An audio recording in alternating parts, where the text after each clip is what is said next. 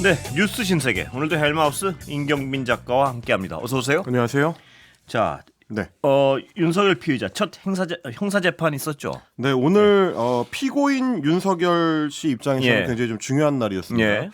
첫 번째 공판 준비 기일이 열렸는데요. 형사 재판을 위해서 관련 기록들을 검토하고 예. 양측이 어떻게 앞으로 이제 재판을 진행해 나갈지를 이제 조율하는 예. 그런 날인데, 원래 같으면 이제 공판 준비 기일에는 피고인이 직접 출석할 의무가 있지는 않습니다. 예. 보통은 출석을 안 하는데 윤석열 피고인은 오늘 이제 직접 법정에 나왔고요. 다만 이제 나오긴 했지만 별다른 본인의 이제 발언을 하지는 예. 않았다고 합니다. 그래서 주로 공판 준비 기일에 맞춰서 윤석열 피고인 측 이제 변호사들이 이야기를 했고, 예. 다만 이제 재판정에서 있었던 얘기들을 보도한 내용을 보면 전체적으로 좀 준비가 덜 돼 있다. 예. 이런 그 인상을 좀 보였습니다. 왜냐하면 형사재판 기록 검토를 위해서 충분히 준비가 안 돼 있다라고 이야기를 하면서 심지어 이제 공소 사실을 인정할지 여부, 네. 그러니까 지금 제기된 공소 사실을 인정할지 여부도 지금 여기서 답변 드리기는 어렵다. 나중에 서면을 통해서 제출하겠다. 예. 이런 식의 이제 답변을 좀 이어갔습니다. 특히 이제 검찰 측에서는 신속한 재판을 통해서 의혹 해소를 하기 위해서 기존의 김용희 의원이라든지 다른 피고인들하고 재판을 병합하지 않고 예. 병행심니까 별도로 재판을 진행하는 게 이제 필요하다. 그래서 주 2, 3회 정도씩의 집중 심리를 좀 해주셨으면 좋겠다. 이런 예. 식으로 이제 입장을 명확하게 밝혔는데, 윤석열 피고인 쪽에서는 이런 어떤 증거 기록들을 검토한 뒤에 이것도 서면으로 의견을 제출하겠다. 예. 심리를 어떻게 해야 될지 이런 것도 서면으로 의견을 제출하겠다. 주로 이런 답변만을 좀 계속했습니다. 아니, 꽤 시간이 지났는데 왜 이렇게 준비가 안 됐을까요?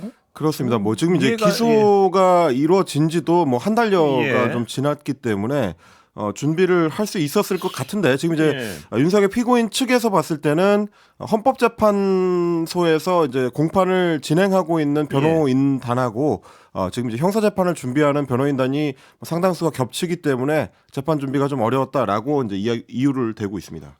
그것도 그렇지만 또 나와서 이렇게 침묵을 지킬 건데 왜 나왔나? 이것도 궁금하고. 일단 설명하시겠지만 네. 탄핵 심판에서도 나와서 한덕수 총리 발언할 땐 또 들어갔다 다시 나왔다는 거죠. 윤석열 피청구인이. 네, 지금 예. 이제 10차 변론길이 예. 오늘 진행이 되고 있는데, 오늘 오후 3시부터 진행이 됐습니다. 윤석열 피청구인 쪽에서 이제 주장했던 거를 받아서 1시간 미뤄가지고 오후 예. 3시부터 시작이 됐는데요. 첫 번째 증인 신문이 이제 한덕수 총리에 대한 증인 신문이었습니다. 그런데 지금 이제 재판정 상황을 보니까 예. 오전에 열린 서울중앙지법의 공판 준비기일과 구속 취소 청구 신문에 이제 출석을 했다가 예. 사실 그거는 이제 오래 안 걸렸거든요. 오전에 마무리가 됐기 때문에 호송 차량을 타고 오전 11시 40분쯤에는 이미 헌재에 도착을 했습니다. 예. 그래서 이제 점심 식사를 헌재 내부에서 했고요. 아, 예. 그러고 나서 이제 오후 3시에 재판이 시작이 됐기 때문에 시간이 좀 상당히 있었는데, 예. 재판을 시작하기 전인, 그러니까 5분 전에 2시 55분쯤에 일단 변호인들이랑 같이 들어왔고, 예. 그리고 옆자리에 앉아 있는 윤갑근 변호사라든지 이런 다른 변호사들하고 귓속말을 주고받고 예. 이런 장면도 카메라에 포착이 됐습니다. 그러다가 법정 출입문 앞에서 정상면 변호사하고 귓속말을 좀 하더니 예. 오후 3시 5분쯤에 재판정 밖으로 나가버렸습니다. 예. 그리고 이제 한덕수 국무총리의 증인 신문이 진행되는 동안에는 복귀를 하지 않았는데, 그래서 사실 국무총리가 입장을 하기 전에 윤석열 피청구인이 자리를 떠났기 때문에 그렇군요. 두 사람이 법정에서 마주치는 일 자체가 아니, 없었습니다. 눈빛을 서로 교환했다든가 이것도 아니군요. 네, 서로 엇갈려서 이제 서로 만날 일 자체가 없었고요. 그래서 도대체 이유가 뭐냐? 예. 그럴 거면 뭐하러 좀 일찍 나왔느냐라고 예. 이제 기자들이 물어봤더니, 윤석열 피청구인 측에서는 지금 대통령이 퇴정 후에 구치소로 복귀하는 건지 아닌지 이런 그 질문에 대해서는 답을 하지 않았고, 예. 그러면 왜 안 나왔냐 했더니 지금 이 국무총리하고 대통령하고 마주 앉아가지고 이렇게 이제 그 일국의 대통령과 총리가 같은 심판정에 앉아 있고 총리가 또 증언하는 모습을 대통령이 지켜보고 이런 것들이 국가 위상에 좋지 않다고 판단해서 퇴정을 했다. 참 이렇게 얘기를 했습니다. 이해하기 어려운 이유인데요.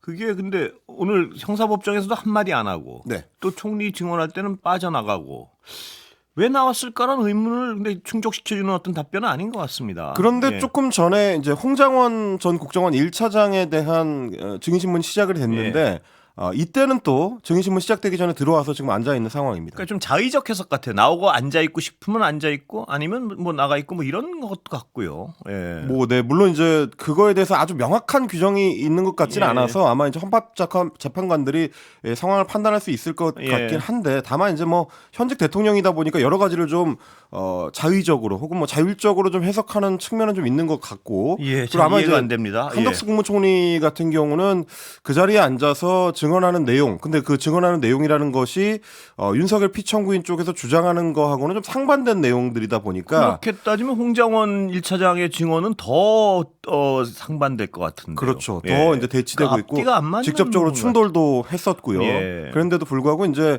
뭔가 좀 마음에 거리끼는 것이 있는지 어쨌든 뭐 그렇습니다. 명확한 설명이 되지는 않고 있는 것 같습니다. 김경미 작가도 그 이유에 대해서는 짐작을 못 하시는군요. 윤석열 피청구인 본인만 알겠죠. 예. 예. 그런데 그 국가 위상을 위해서 좋지 않다는 그 말이 너무나 이해하기 어려서요. 국가 위상을 위해서 가장 좋지 않은 건 개헌부터 윤석열 피의자가 한 행위들이 가장 국가 위상에 도움이 안 됐던 것 같은데 그렇습니다. 지금 이 재판장에서 무슨 갑자기 국가 위상을 얘기하는지 잘 모르겠어요. 말씀하신 것처럼 예. 기준도 좀 자의적인 것이 예. 그러면 이제 국정원장이 출석했을 때나 예. 뭐 다른 증인들이 출석했을 때하고 이제 국무총리는 무엇이 다른가 같은 것들도 좀 이해가 안 의문스럽긴 되고요. 하죠. 예, 그렇습니다. 뭐 워낙 이해하기 힘든 일들이 많아서요. 뭐 일단 말씀하셨던 예. 대로 이제 한덕수 국무총리에 대해서는 증인 신문이 오늘 오후에 1차적으로 이루어졌습니다. 특히 좀 집중적으로 예. 국무회의가 있었느냐 여부 이게 예. 이제 이번 헌법재판소 공판의 가장 핵심적인 예. 탄핵심판 사유 중에 하나이기 때문에 그걸 이제 집중적으로 좀 질의가 이루어졌는데 일단 비상계엄을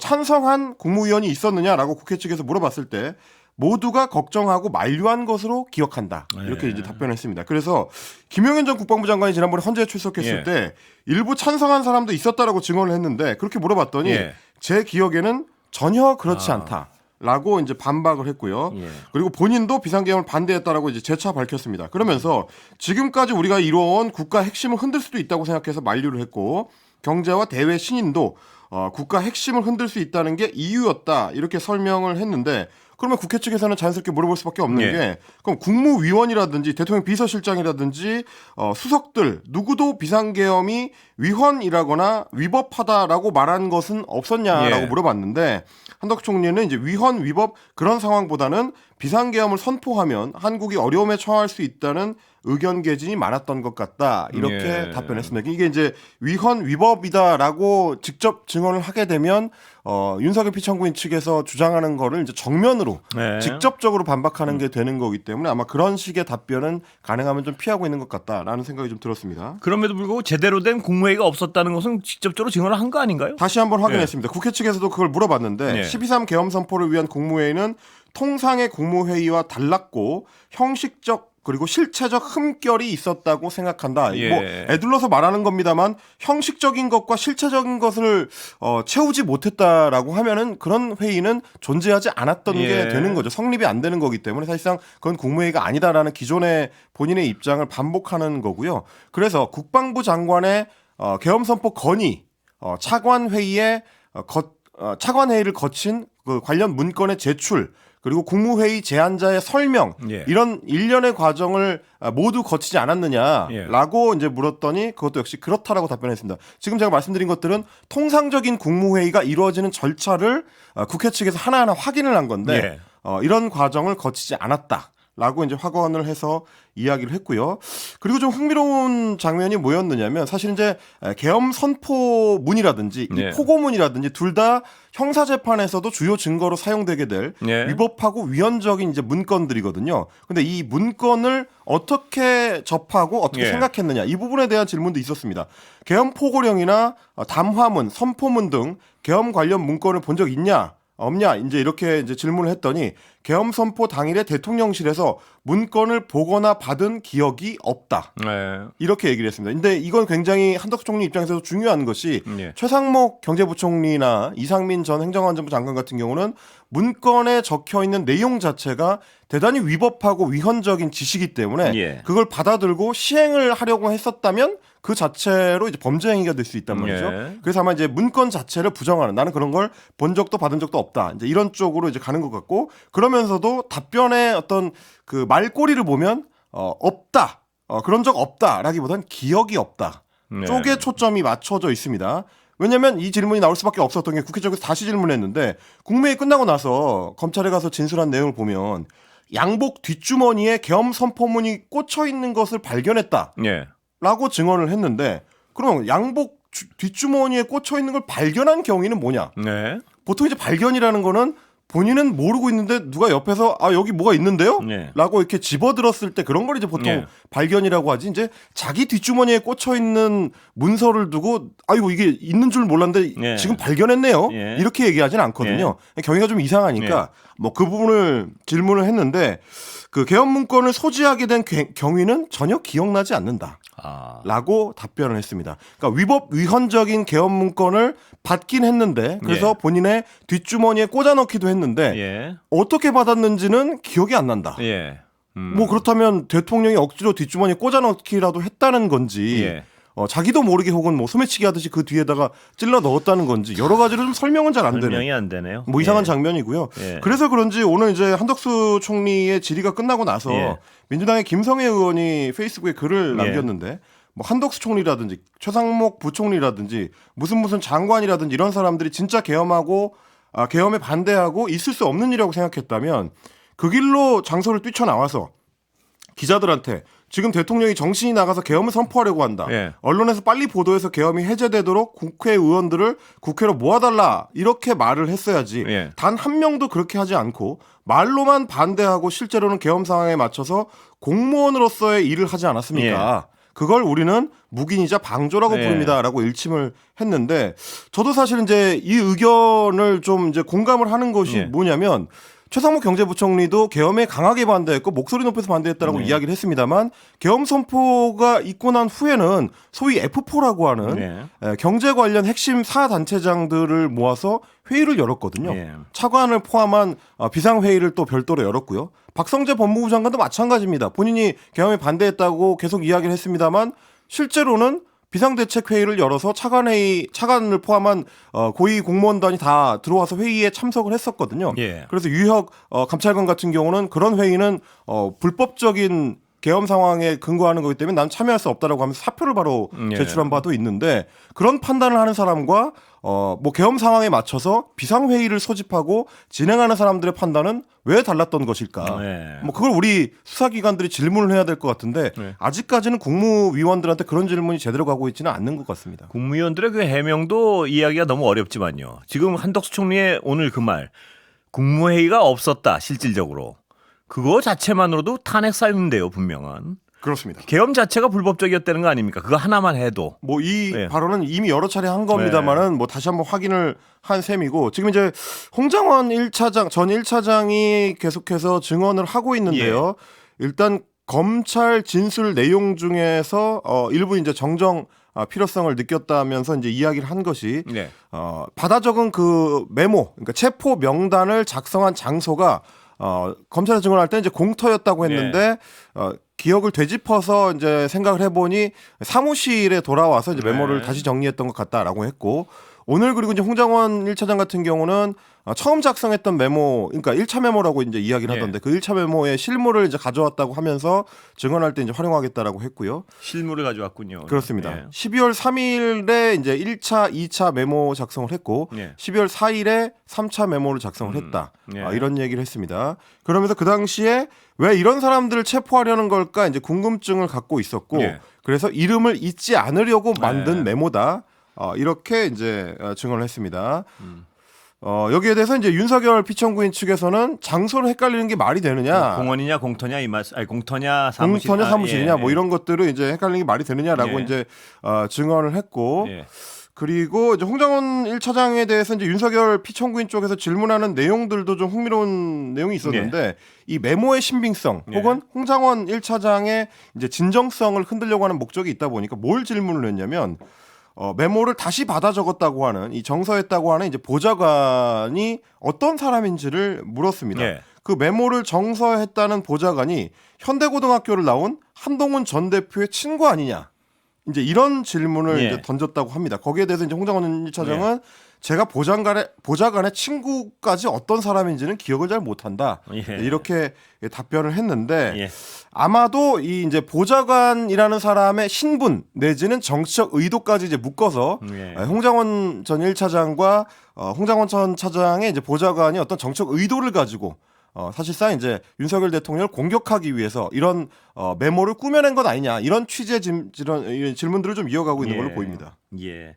질문의 의도는 분명하군요. 예. 그 효과는 모르겠는데. 네. 그래서 이제 여기에 대해서 윤석열 피청구인 쪽에서 본인이 못 알아보는 그 글씨를 보좌관이 보고 다시 받아 쓰는 걸 할 수 있냐라고 이제 물어봤는데, 예. 그러니까 이건 이제 그동안 설명했었던 내용이거든요. 정서하라고 본인이 워낙 했던 거. 악필이라서 글씨를 잘 못 알아보니까 다시 한번 옮겨 적어달라라고 네. 이제 요청을 했었다는 건데, 본인이 이 글씨를 몇 번 글씨 받아 적는 걸 몇 번 부탁했던 보좌관이라고 이제 설명을 하면서.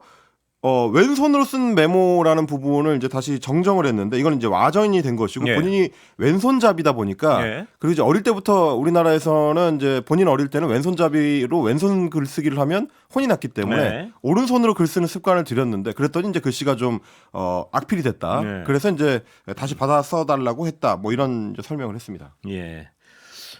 지금 이제 홍장원 차장의 증언은 쏟아지는 것 같은데 지금까지 나온 내용은 다 소화를 한 거죠? 지금 뭐 아직은 네, 일단 뭐 나온 내용들을 예. 소개를 해드렸고 추가적으로 뭐 나오면 다시 지금 시간이 거의 뭐 다 됐군요. 예. 네, 중요한 내용들에 대해서 설명을 드릴 텐데요. 한동훈 전 대표 저서 관련해서 좀 설명을. 네, 한동훈 대표가 국민이 먼저입니다라는 제목의 책 예약 판매를 시작을 했습니다. 이제 2월 말에 출간이 될 예정인데 여기서 좀 흥미로운 내용이 12월 3일 비상계엄을 선포한 그 다음 날, 그러니까 지난해 12월 4일에 윤석열 대통령하고 한동훈 대표가 만나서 면담을 한 적이 있습니다. 그때의 비화를 좀 공개를 했습니다. 그때 윤 대통령 자신이 내가 국회 해산도 할 수 있었는데 국회 해산을 하지 않았지 않느냐 이런 식으로 말을 했다는 대목이 담겨 있다고 합니다. 이거는 이제 상당히 좀 중요한 대목인 것이 경고성의 계엄이라고 지금 윤석열 피청구인 쪽에서 계속 주장을 하고 있고 그리고 빨리 끝날 걸 알고 있었다. 뭐 이런 식으로 이야기하는 것과는 반대로 사실상 국회를 무력화시키거나 뭐 해산시키는 거는 원래 우리 헌법상에는 대통령한테는 없는 권한입니다만 그런 취지를 갖고 있었다라는 걸 이제 보여주는 대목이기 때문에 한동훈 대표 본인의 증언이 상당히 이제 중요한 부분이고요.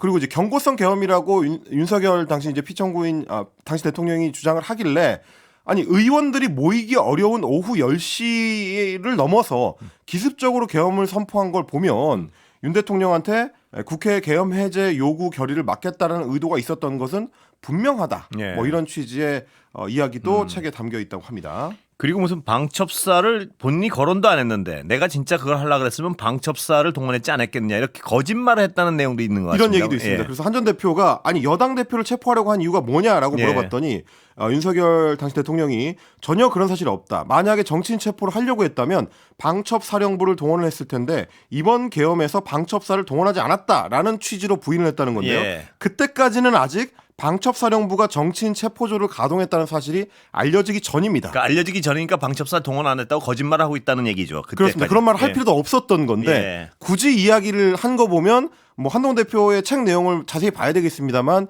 뭐 일종의 찔려서 미리 거짓말한 것 아니냐라고도 의심할 수 있는 뭐 그런 정황들까지 책에 담아 놓은 것 같습니다. 참 어떤 하나의 일관된 부분은 정말 어떤 필요에 따라서 거짓말을 수시로 했구나 하는 건 곳곳에서 드러나는 것 같습니다. 보면. 네, 대통령으로서의 위험이나 존엄성 같은 걸 찾아보기는 좀 어렵지 않았나 싶긴 합니다. 여기까지 듣겠습니다. 임경빈 작가 고맙습니다. 고맙습니다.